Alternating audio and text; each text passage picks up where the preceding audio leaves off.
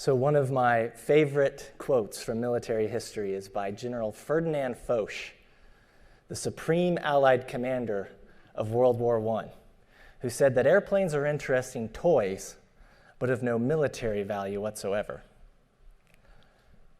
With 100 years of hindsight, we can look back at quotes like this and share a laugh at how bad people can be, at seeing how new technologies are going to change the future of warfare. But what if there's technologies around us today that we think about in the same vein? What if we're just as guilty as General Foch was at seeing how new technologies are going to change the nature of national defense? I believe that's exactly what's happening now with this new technology called Bitcoin. Instead of being a new form of money or a new financial payment system, I believe that it would be more accurate to describe Bitcoin as a new type of cyber warfighting technology, and I think it's going to become critical to national defense. Sounds crazy, right? Bitcoin's interesting technology, but of no military value, right? Well, before you go all Ferdinand Foch on me, please just indulge me for a second and let me explain my reasoning. If you study nature, you'll notice that animals, practically all of them, secure their resources the same way, by using physical power. Whether they're trying to defend their access to their territory or their food, they do it by projecting power to physically constrain other animals. Nature's top survivors have been genetically optimized to do this. They evolve increasingly clever ways to project power and impose physical constraints, impose physically prohibitive costs on their other animals to secure their resources, to defend their freedom of action. And if you study humans in our society, you'll see that we behave the exact same way. We also use physical power to defend our resources and to secure our freedom of action in every domain. So for example, if we want to defend our access to the land, we develop technologies to project power in, from, through land, to physically constrain people or impose physically prohibitive costs on any belligerent actor who would try to deny our access to the land. And these same principles hold true for when civilization expands its footprint into other domains, like the sea or the air or space.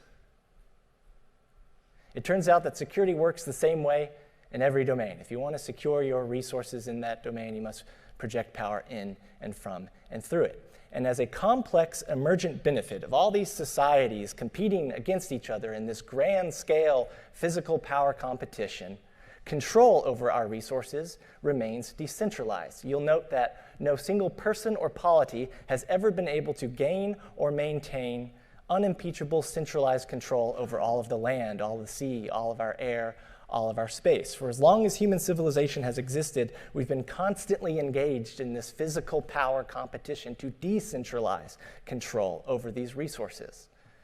We even have a special name for this protocol. It's called warfare. So what happens when human civilization expands its footprint into this fifth domain of cyberspace? What happens when human civilization starts to value a new resource in this domain called data?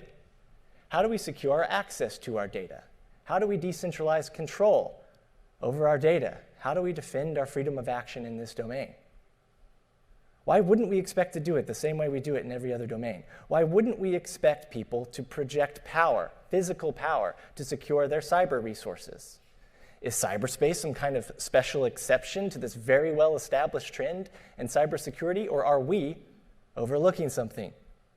It seems to me like there's a missing piece of the puzzle. We use physical power to defend our resources in every domain except cyberspace.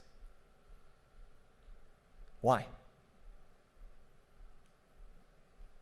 For some inexplicable reason, when we try to secure our cyber resources like our data or our information or our software, we keep on trying to rely exclusively on encoded logic. So instead of trying to use physical power to physically constrain or impose physically prohibitive costs on cyber attackers, computer scientists keep on acting like there's some magical combination of if, then, and else statements that will keep us secure. And not surprisingly, it doesn't work very well. The third largest economy behind the United States and China is the black market digital economy of cybercrime. It turns out that if you want to keep your software secure against the systemic exploitation of its encoded logic using nothing but encoded logic, it's a demonstrably ineffective cybersecurity strategy. But recently, over the past 13 years, a new group of people have emerged and shown that it's possible to secure software without relying exclusively on encoded logic. They've shown us that it's possible to use physical power to secure our resources, to decentralize control over our resources. And they've done it the same way that we do it in every other domain, by physically constraining the bad guys, by imposing physically prohibitive costs on the bad guys, using this new technology they call proof of work. But how do you physically constrain bad guys in cyberspace? Isn't cyberspace some kind of non-physical domain? So how does that work? Answer to that question is actually really easy. All you have to do to physically constrain bad guys in cyberspace is physically constrain their computer. And to do that, you just really need to build a physically constrained computer and make them use it. So what do I mean by that? Let's start with the first general-purpose computer built in the 1940s. Over the past 80 years, our computer engineers have been trying to shrink the size and energy consumption of our computers to make them physically easier to operate. As a result of this design practice, we now have microchips. But if you wanted to make a physically constrained computer, you would have to reverse optimize this design strategy. And you'd have to march in the opposite direction. So instead of a microchip, you'd have to build a macrochip. How do you build a macrochip? Turns out the infrastructure that you would need to build the macrochip, that is, the circuitry that you would need to build the largest and most energy-intensive computer ever, is already in place in the form of our global electric power grid. The global electric power grid is huge, so big that no single nation can control it. The global electric power grid uses a lot of energy, so much so that no single nation can power it. But at the end of the day, the global electric power grid is a bunch of electricity passing across a bunch of wires. It's the same exact technology that's in our computers, except it's been reverse optimized. It's physically expensive to operate. So from a computer science perspective, it'd be really easy to convert the global electric power grid into a giant physically expensive to operate computer. All you would have to do is apply Boolean logic to the power, build some kind of converter to convert watts into bits of information that can pass across the internet. And guess what? That converter's already built. It's already been adopted. It's already scaled globally. That technology is called Bitcoin. Bitcoin converts our global electric power grid into a giant, physically expensive computer and then uses it to secure data and messages passing across the internet. Bitcoin is special because it secures this data not by relying exclusively on encoded logic, but instead by tapping into the physical constraints of the power grid to physically constrain the bad guys trying to use it. Bitcoin also decentralizes control over this data by enabling people to compete in a global scale physical power competition for that control. Sound familiar? Bitcoin satisfies the same function as the other warfighting technologies that we use in these other domains, but it takes a different form that we haven't seen before. It's the same game, but in a different domain. So if you combine all these concepts together, we can see that Bitcoin could be the missing piece of this puzzle. Of all people, Bitcoiners have figured out how to project power in, from, and through cyberspace. Bitcoiners have figured out how to secure data, decentralize data, preserve freedom of action in cyberspace. That doesn't sound like just a monetary technology to me, folks. That sounds like a cyber warfighting technology, a cybersecurity technology, a cyber defense technology. Maybe nations will use it to do defense differently in the future. I think that we may be at the dawn of a new age of digital power projection as humanity expands its footprint into cyberspace.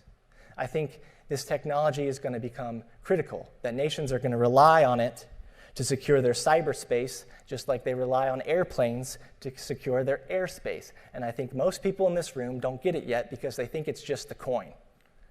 They think maybe, at best, that it's interesting technology, but of no military value whatsoever. Ironically, here's the ironic part about this. This has happened before. For hundreds of years, the Chinese alchemists who invented black powder thought it was just medicine. It took centuries for people to figure out that black powder was useful for way more than just medicine, that it would change the game of national security. They say that history doesn't repeat. They say that it echoes. I think history is echoing right now with this new technology that people think is just a coin. So if I'm right, if this really is a military-grade technology, then we're already in a space race, it's already a cyberspace race, and as JFK said,